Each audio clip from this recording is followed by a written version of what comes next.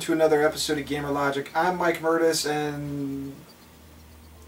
Oh, don't mind me, I'm just doing Twitter. Sorry. Continue. I'm almost done. I'm Mike Mertes, and this Twitter junkie over here, Matt Mertes, my younger brother. Today we are going to be reviewing WWE 12 on the Xbox 360, though it is also available on the PS3. And wow, what a history that these games have had. I mean, Smackdown, WWF Smackdown came out on the PlayStation. Yeah, don't want the World Wildlife Foundation coming after us. WWF Smackdown came out in 2000, and now here we are in 2011, and we're looking at WWE 12. What an amazing difference. You know, me and you have a lot of history outside and inside of the wrestling business, watching it as kids and obviously getting involved with it, getting into the business and stuff like that, you know, with friends and everything. Very, very cool. So we have a lot of love for professional wrestling in general. And I can actually remember you going even further back into it with the original WWF games on the Super NES. Yes. Oh, man. WWF Royal Rumble, WWF Wrestlemania, WWF Raw, and then there was Wrestlemania the arcade game, which was more like a Mortal Kombat. Right, yeah, I think we rented that at the store and we ended up returning it the same day just because it wasn't what I thought it was going to be. Yeah, it was, the WWF ones for the Super Nintendo were alright. I wasn't too big of a fan of them back then, though I wasn't too big into wrestling either at that time.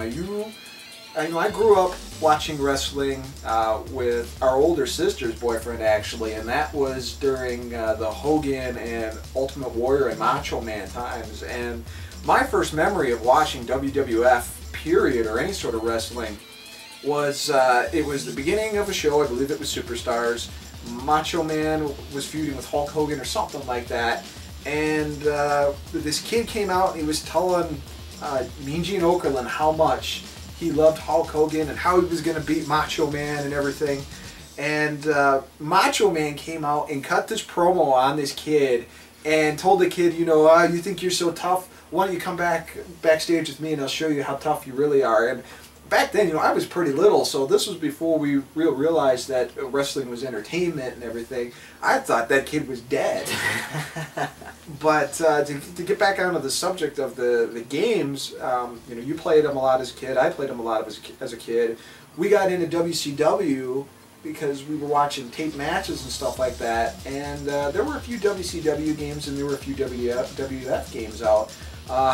Warzone, which we picked up a strategy guide for just to learn how it moves because it was so ridiculous. I remember to do Stone Cold Stunner, you had to get your opponent down to red condition, and for Stunner it was left, right, X circle, or something like that. Something stupid to do a Stunner. But it was fun for the time. But it didn't play anything like the WCW games that were on N64. Right. And eventually we got into a spot where we had the WCW games on the PlayStation versus and WWF games versus the WCW and the WWF games on the N64. Right. And for years, the ones on Nintendo 64 were just far superior to anything that the PlayStation could offer. That was until they announced the original Smackdown for the PlayStation. I was excited about this because we didn't have a Nintendo 64 at that time, right, and because so we couldn't play anymore. Yeah, we played at a friend's house and everything, but we never really got an opportunity to play it till we eventually picked up a Nintendo 64 for super cheap, and that was the System of Death, if you remember right. But I remember ordering this. It was the first game I ever ordered online, and it was through Funkelman.com. You know, obviously, I didn't have my license yet, I don't think. You obviously didn't have your license. Convincing mom and dad, who were both hardworking parents at the time, to, you know, hey, can you drive us to the nearest game store, which was like 20 minutes away, to go pick up this game? It wasn't going to fly, so I don't know if we did it by check or money order, or if I had a debit card at that time, because you're talking, this is 2000. We placed an order for it online, and we got it the day before it actually released on regular store shelves, which is freaking awesome. We played the crap out of that thing. Oh, yeah. What are your first memories of playing WWF Smackdown? Do you remember them well? We played as some of the main characters, and then we ended up making our own characters, and it was funny because the only likeness that we could really come up with, because that first game, the Create a Wrestler feature was just so horrible. It was pretty much just bits and pieces of each wrestler that you put together, and we always ended up looking like Jeff Hardy. Or some variation of Jeff something Hardy. like that, right. yeah. You know, we fired this thing up maybe like an hour before we actually did this, just to see how stuff has aged.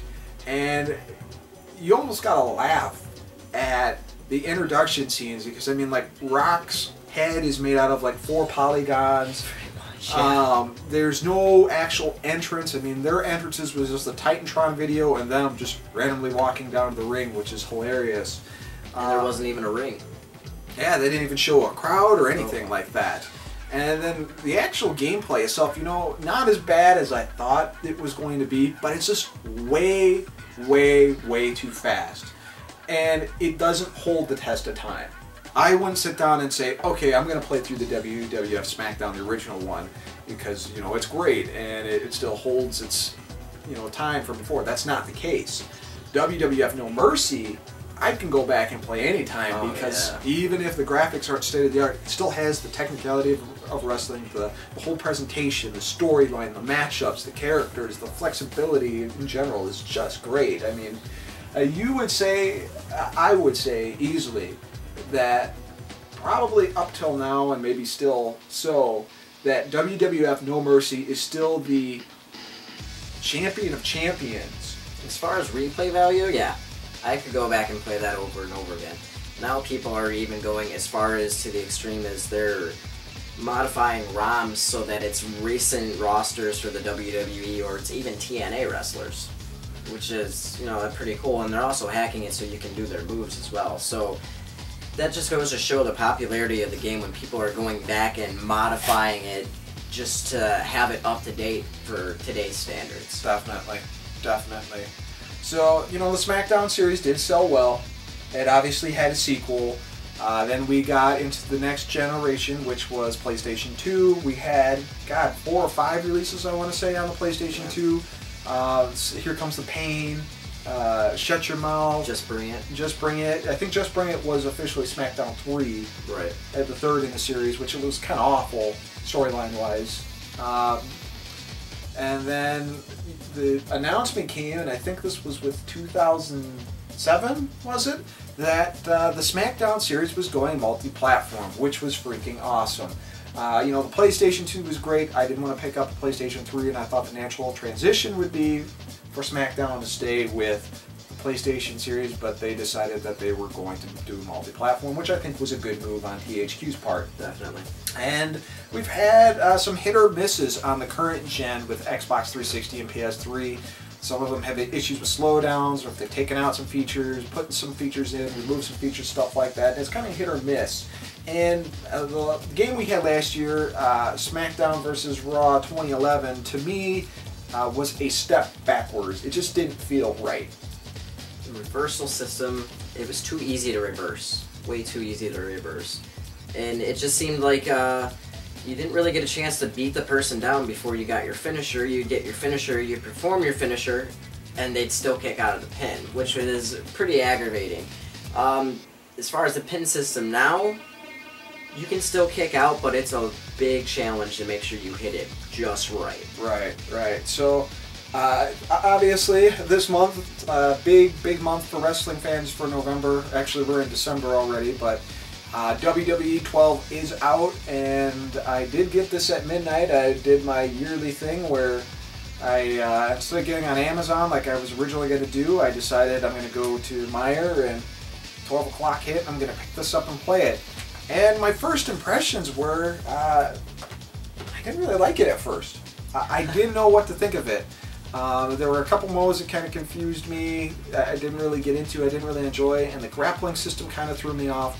And I think that was just because it is a massive change compared to 2011. And when you really sit down and play it, and then you go back and play, or you play WWE 12 and go back and play 2011, you really see how much work and how much changes they put into this system. What was your first impressions of WWE 12? Like you said, the controls were very confusing. What to do as far as grappling. Now it's changed to the A button is your grapple. It's not, you know, you have to hit Y for this grapple and B for this grapple and X for this grapple. They pretty much simplified the grappling system a little bit more, and then they've made it so that you can change your direction mid-grapple to do your different moves. So I thought that was a nice improvement. I do remember you saying, I asked you how WWE 12 was, and you just was like, I really don't know yet. Yeah. And it took me and you actually playing together before it really clicked. Right. Because it's weird. To jump in really quick and explain Road to WrestleMania. Road to WrestleMania is you're basically the same as all the other years, where you pick a superstar, a predetermined superstar, and you go through, and your goal is to win the WWE or the World Heavyweight Championship or whatever they define in the storyline. And this year they did a little different. You don't have the option to pick in the beginning. It just kind of happens. And I think what they tried to do with WWE 12 is, instead of running into the frustration like in SmackDown vs. Raw 2011, where you're doing a ladder match and the opponents just don't stay down and it seems impossible to win, is they kind of put quick time events into these Road to WrestleMania matches. And sometimes they're cool, sometimes they're annoying. But what makes it cool is the sense that you're not always playing the same character. You're playing people in maybe a faction, and there's more cutscenes and stuff put in the storyline. So it gives you a little bit more playability. It also takes a little bit of freedom away. One good example is I had a tag team match, and my objective was to beat the crap out of my opponents as Sheamus, even though I had Edge as a tag team partner, for example. Now, I don't know if it was my lack of experience from the game because I wasn't tagging correctly or something, but it seemed like I was locked down to just that character and the other two characters could tag. I'd probably have to play back and double check and see if that was the case, but to me, it seemed like I just want to pin the guy and end this match, and I can't. I gotta beat on this guy till I can see the big magic Y floating over his head to trigger a cutscene. So that was where my frustration came in. But like you said, to get back on track, when me and you sat down and played together, and you really learn the fundamentals of the grappling system and the way it works and the overall presentation and just the aspects and the psychology of a wrestling match. In SmackDown vs. Raw, you could pound on R trigger and reverse everything. Oh yeah. This, you actually, you know, have your comebacks, and you have your parts where you're just straight out getting your ass kicked big time. I think you would probably agree with me on that. So from a control aspect, I would definitely, as soon as you get over the hump, this is definitely improvement over SmackDown vs. Raw 2011. That is very much agreed. What do you think about the game in terms of options, in terms of matches and stuff like that? There are so many options. You can do submission matches, Hell in a Cell. The one drawback with Hell in a Cell is you still have to have your signature to break out of the shell, you know, the cell. Not too big of a deal, but it's still, I noticed I really don't play that match now. I do have to agree with you though, that that was one of my favorite aspects of the SmackDown games, was the Hell in a Cell. Kicking that door open and climbing up, and the fact that you can't do that as freely as you used to be able to does kind of disappoint me a bit. But they did improve it, at least in this version. It's a lot clearer on what to do. Right. And I think they're trying to make it a little more realistic to the wrestling world, that you actually have to break someone through it in this game. So I can see why they do it, but at the same time it's still frustrating. Yeah. But there's still the Inferno matches. The customization you can do with this game is just way beyond any other wrestling game that I've ever played before. I mean, you can't create your own title, but things you can do to make it your own, it's impressive. I do like the modifications to WWE Universe this year. To me, there were a lot of options last year that you couldn't do. You couldn't make any match a title match. You could make certain substitutions and stuff like that. It wouldn't fit in. They did a great job of just making this feel like, again, a overall WWE presentation. It's fun for 2 players, and the amount of things you can change, again, the customization is great. For example, we did a thing where Monday night was WCW Nitro. We brought back WCW Nitro, and you can do everything from the intro to the ring, to the show logo, to making your own WCW roster, to actually having the championships, and what the major championship is, the minor, the tag team champions, if there's a women's division. And then, what was Wednesdays? Wednesdays was Clash of Champions. Wednesday was Clash of Champions, and then Friday it was Raw. Yeah. WCW was your show, Raw was my show, and then Clash of the Champions would be both shows going head-to-head in the middle of the week to see who was better. Yep. And we actually set up a title for it and everything, and Kevin Nash is still the reigning Clash of the Champions. He's the champion of champions. What did we play, like 4 different matches? 4 different matches. And it was great because every time we played, we made it a different match. Yeah. It was 2 out of 3 falls, or it would be a battle royale, or it would be a tables match, and there were so many times in these matches where it could go either way, that it made it exciting. Yeah. I wish we could have recorded some of those matches we had in the reactions and stuff like that, because it was like just as I was about to win, something would happen and Kevin Nash would come out on top. And it was really awesome, but it just made for overall flexibility. It makes for a really fun 2-player mode. And again, you can set a championship match anytime you want. You can change a pay-per-view. It's just really, really awesome in that aspect. To get really quick back on Road to WrestleMania, I know you haven't played it. Again, there's 3 different episodes that Road to WrestleMania has. One's a villain storyline. You play as Sheamus, as well as a faction of people within him. You also play as Triple H, consider the outsider storyline. And then you play a created character by the name of Jacob Cass, which I've read correct. If I read correctly, Austin Aries did the voiceover and the motion capturing for it, which is kind of cool. He's got that Austin Aries sound to him, at least. If you're not familiar with Austin Aries, Ring of Honor wrestler, IWA wrestler, as well as currently the TNA X Division champion, if I recall correctly. But you can kind of make that character to your degree so that you create a wrestler and the storyline follows that way. Online, you know, I gotta say, I don't really play online too much just because I've always had issues with the lag issues and stuff, and just overall playability online, so unfortunately I can't really say what the online aspects of this is.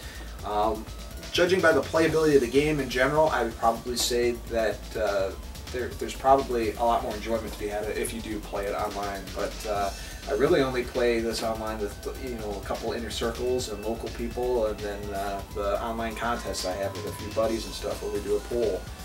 But overall, I would probably have to give the overall presentation of WWE 12 compared to SmackDown versus Raw 2011 and up.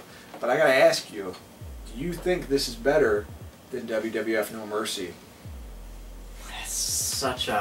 It's hard to call, only because it's so far back.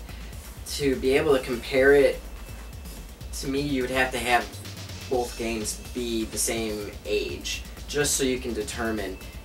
As far as graphics-wise, of course, WWE 12 is going to blow it out of the water. As far as I don't agree with that. No, I'm just kidding. Of course, WWE 12 looks a lot better. Anyways,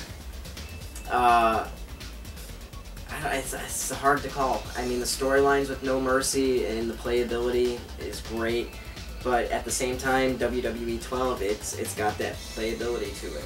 And it's just the only one-up it's really got on it is the graphics, I would say.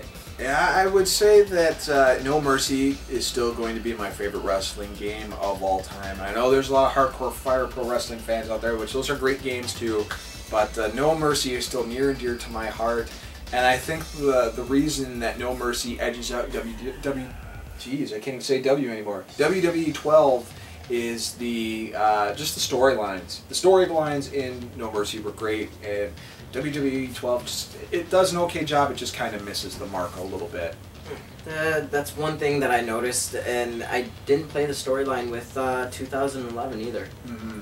Just the fact that you're limited to 3 different characters is kind of a turn off. Yeah. In my opinion, they should have more characters in the Road to WrestleMania mode, or make it so that it's a generalized but a good storyline. I agree with you there. So I will say that even though WWE or WWF No Mercy is still the top wrestling game, this is probably one of the best wrestling games that has come out in the last 10 years in terms of a major wrestling fan. I would give it a, again, I would give it a 4.5 out of 5, I would say, for this. This is a solid addition to any wrestling fan's library. I'd agree with you on that point. I give it a 4.5 as well. Perfect. Well, we're going to go play some more matches here because this game's a blast. Hopefully you wrestling fans have already picked this up. If you've been on the fence for a while as far as picking up these games, WWE 12 is the time to get back into it. This has been Mike and Matt Mertes. We hope you enjoyed the show. Peace. By the way, Cena does suck.